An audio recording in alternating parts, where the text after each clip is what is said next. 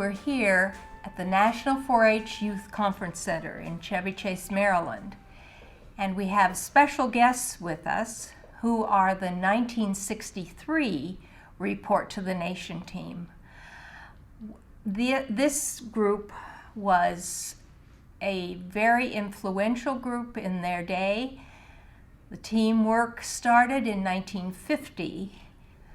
This particular group was here only for the 1963 year, and their special time was spent primarily here in Washington, D.C., but they also went to New York City. They met with businesses and with the national media. Here in Washington, D.C., this group had a very special treat, but I'm going to let them tell you about it.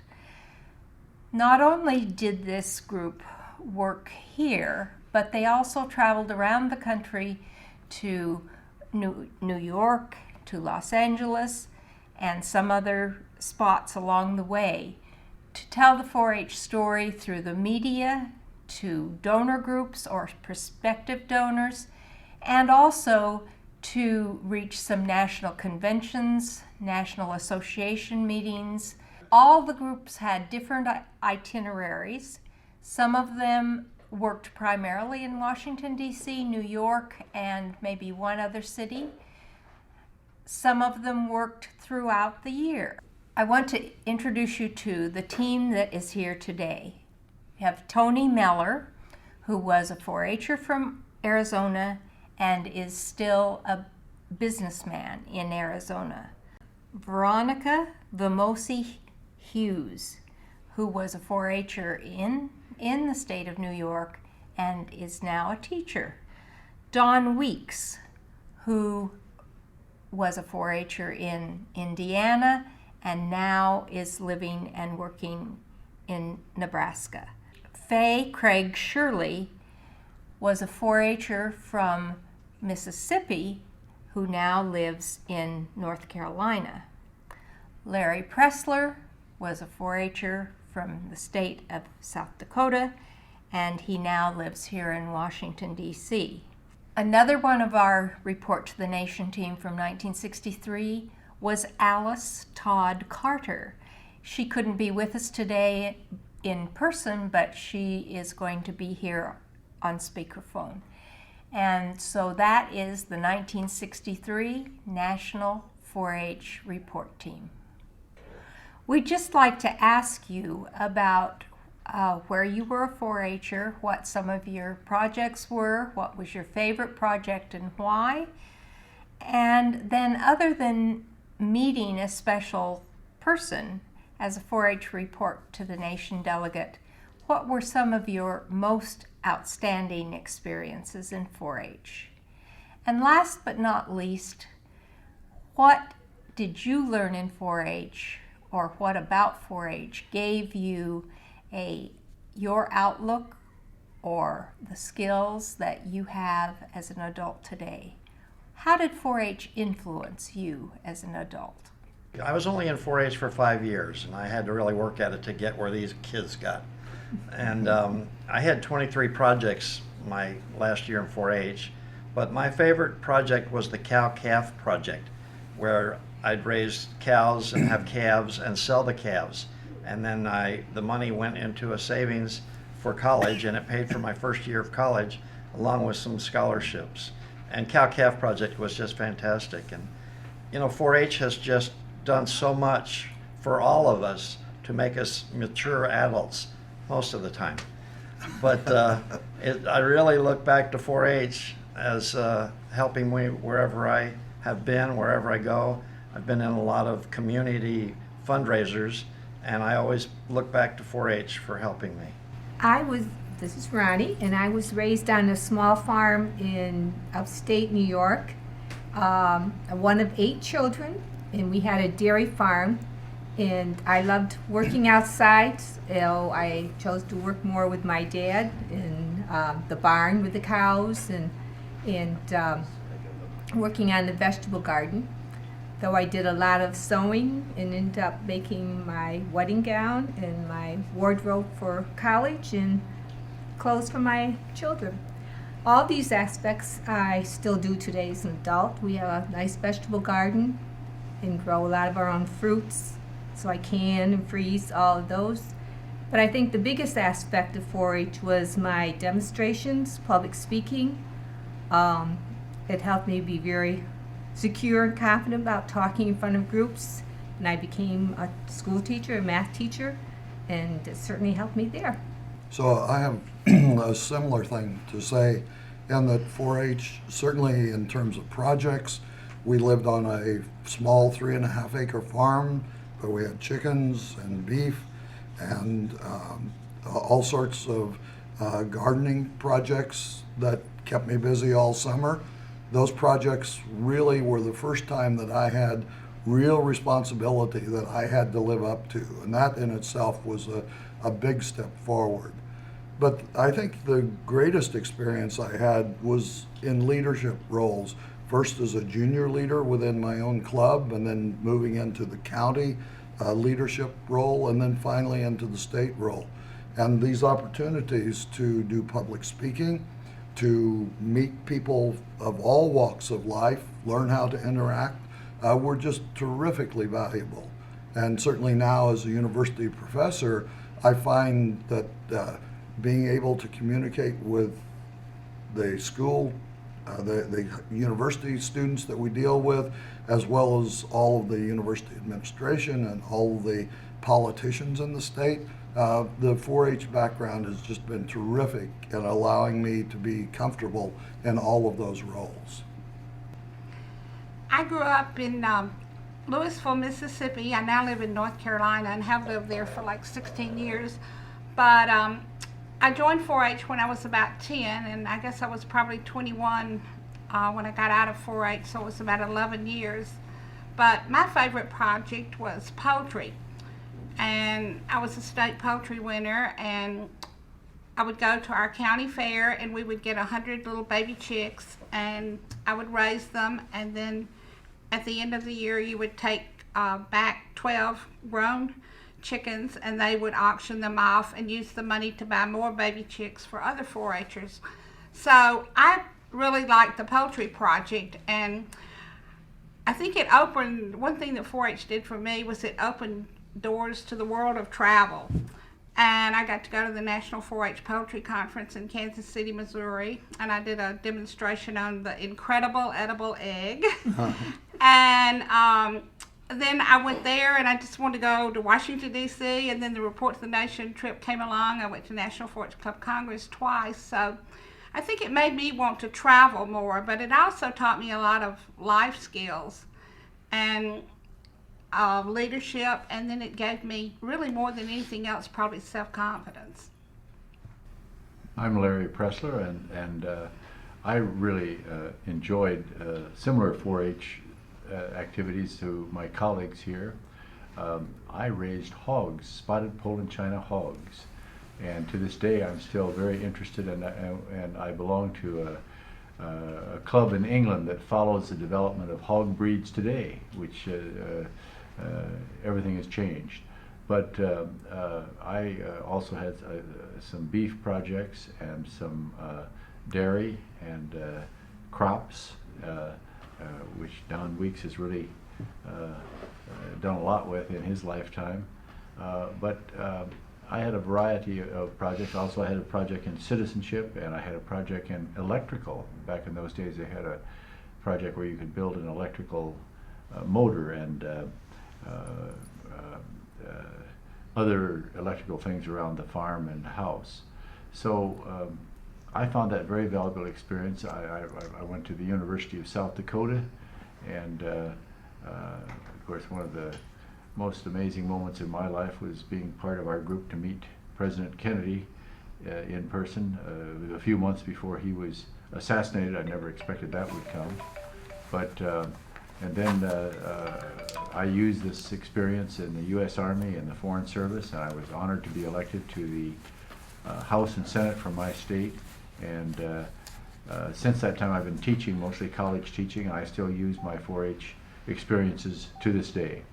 I grew up in Petlala, Alabama, and moved away while my husband was in the military for about 6 years, and we moved back So I still live on our family farm of 400 acres, and my son is now managing the farm, and he has a big herd of cattle, and he is a veterinarian. So I'm right back home where I was to begin with. And my projects that I enjoyed the most, and I guess that I still enjoy, were my foods and food preservation projects. And what I learned that still stands me in good stead was the ability to work with people of all kinds and to be organized. And I think I still am able to do those things. So those were my experiences that stand out in my mind from my 4-H experience in Tulsa. Well, obviously the greatest thing, and I think we will all agree that the greatest thing in the world at that time was to meet President Kennedy.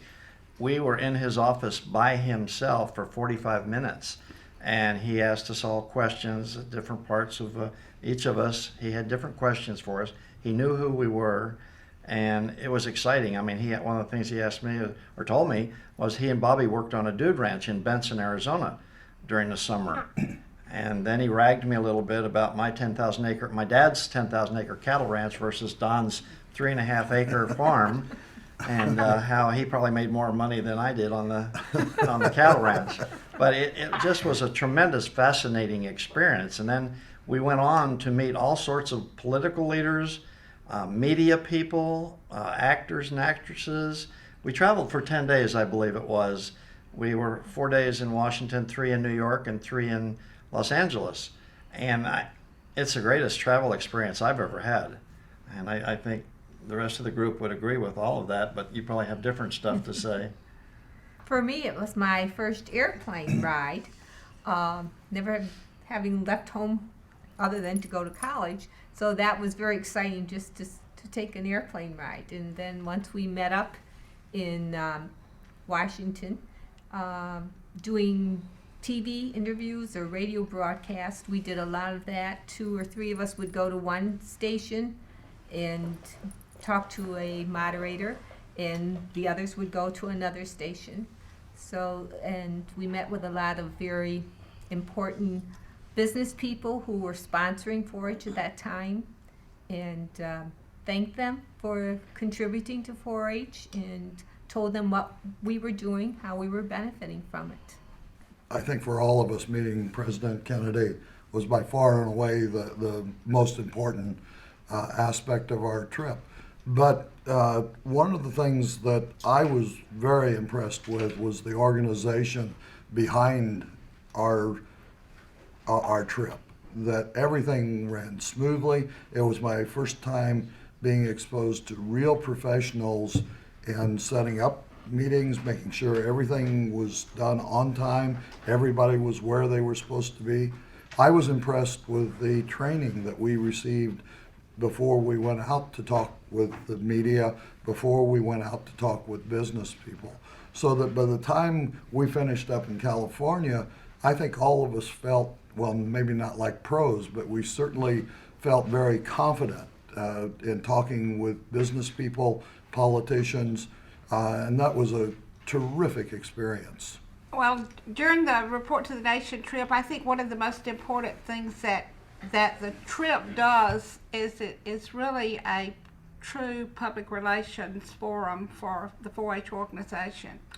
And I think truly we were ambassadors for 4-H as we went around the country and met people in government, in business, and entertainment. I had majored in history and social studies in college, and I was honored that I had already met Senator Stennis from Mississippi, but he took me to the Senate restaurant for lunch, and we didn't know that one of our own was going to later become a U.S. representative and U.S. senator. But I remember Alice met Senator Sparkman from Alabama at the time. And then when I went to New York, I was on a TV show called Questions with Betty Furness as the hostess. And the other guests were E.G. Marshall and Wyatt Cooper, who's Anderson Cooper's father. And So that was an interesting experience. And then we got to go to Radio City Music Hall to meet the Rockettes, to see the Rockettes and to see Victor Borge. And then in LA we met Art Linkletter. And I loved Disneyland. So that was fascinating. Well, it was a magical week, just absolutely magical now that I think of it. And I don't think it ever could be recreated or whatever, to go from meeting the President of the United States to get on an airplane. And I think we went to New York, and then we flew to California. And we were on a show with Art Linkletter, and who at that time was the greatest person in the Midwest, at least, to listen to. And it was just awesome, really, when I think about it. And I don't think I've ever recreated or had experience a week like that in my life. I've been privileged to do a lot of things. In fact, Faye, you were kind enough to let me come along to your lunch with Senator Stennis, and later I served in the Senate with Senator Stennis. And when I first met him there, I said, "Well, I've met you before." He said, "You have?" Oh, yes, during the 4-H report to the nation. But anyway, it was just a magical week. And now I think that that President Kennedy liked to reach out to the agricultural community to a certain extent. I mean, indeed, it had been done before, but in particular, since he was from the East Coast, and I don't think that he was, I think, liked to reach out to the agricultural community a bit, and this was one way of doing it. That was my assessment, because in retrospect, knowing how presidents' time goes these days, how valuable President Obama's time is, or anybody's time is, it's rare for a president to spend that much time with a group. And so I also think it was a two-sided thing. I think he wanted to show the farmers and the agricultural people that he was concerned about them. Mm-hmm. Alice, what do you have to add? Well, I thought it was a fantastic 10 days and just an experience I've never had since, and we were treated just royally, and we were trained exceptionally well to do the job that we were there to do, to serve as ambassadors for the 4-H nation. And I have a memory of our trip that's a little bit different. After we met Kennedy, we went out in the hallway when we were on the Capitol Hill, and Lyndon Johnson was out in the hallway, and we met him, and I have a picture, and he's pointing his finger at me saying, "You go home and call my wife, because she's from Alabama." And Lady Bird was indeed reared in the county right next to mine. And I did go back to the hotel and try to reach her, but she was with Senate ladies rolling bandages for the Red Cross. So I missed her, but I do have that picture, and he signed it for me, and so that was a little bit different from the rest of our experience. And then a funny thing I recall is when we went to California, we went to see, and I think it was the Mike Douglas show, and the fan dancer Sally Rand was on, and nobody knows who Sally Rand is today, but she was, a burlesque fan dancer, and I just thought that was kind of interesting that we would, end up on a show watching her. So those were two things that stand out in my mind. Very good, Alice. All 6 of us came together from different parts of the country, and we had been selected in Chicago at National 4-H Club Congress, and I guess there were 26 national winners, and 12 were in achievement, 12 in leadership, and 2 in citizenship, and they interviewed all of us and picked 3 girls and 3 guys to make this fantastic trip. And I was a national achievement winner. I know you were leadership, achievement with me, leadership, and you were citizenship. And so it was just fantastic that we got to meet each other, and we kept in touch, a lot of us. Yeah. Yes, I was a leadership winner also. Oh, I forgot, Alice. I'm sorry. We kept in touch somewhat. Now, Larry, I have not heard from, but I read about him in the paper. But the rest of us have kept in touch, I think, to some extent. And I think that we feel a sense of collective gratitude towards 4-H that we really haven't been able to express. And Right. I hope we can find some way of having a national program of urging more people to give money in their wills to the heritage, the 4-H heritage or something, because I'd like to express my gratitude for that week and for the 4-H, which just sitting here, I just realized how much that all meant to me. It's reinforced just coming to this meeting, which Don Weeks, incidentally, I got to give special recognition to Don Weeks for getting us together. It would not have happened without Don Weeks. And Yes, he's done I all the agree. work. He and he's certainly done did all a the work. wonderful job of organizing everything and keeping us all Yes. informed of what was going on. And I'm so sorry I can't be there with you all personally, but I love you all. Yes, well, Yeah. So I want to reflect just a bit on 4-H and what it meant to people, young people, especially in rural areas when we were in 4-H. It was one of the few avenues that we had to really become part of an organization, become leaders in that organization, and be able to spread our wings. It was a great opportunity that if it hadn't been for 4-H, we wouldn't have been participating in leadership roles. I think we all agree that for 4-Hers all around the country that it's a great program, and it can do nothing but benefit you in your leadership role and your future, going to college and getting out there and helping your community get what you got back from 4-H. And us 6 really did that, and we've all have gone back some way and done something with 4-H afterwards. We all still love it and help it as much as we can. I think all of us are also very happy to see what's happened with involvement of children in urban areas coming into 4-H, seeing the opportunities they now have, that the same kind of opportunities that we had.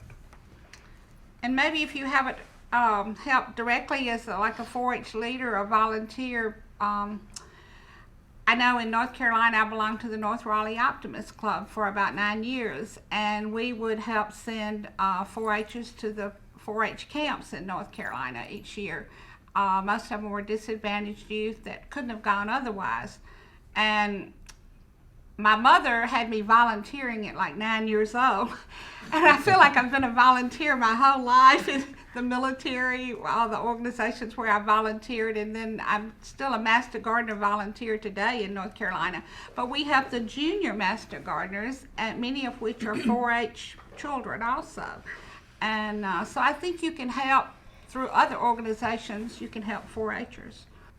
I've been 4-H clothing judge at the New York State Fair for many years.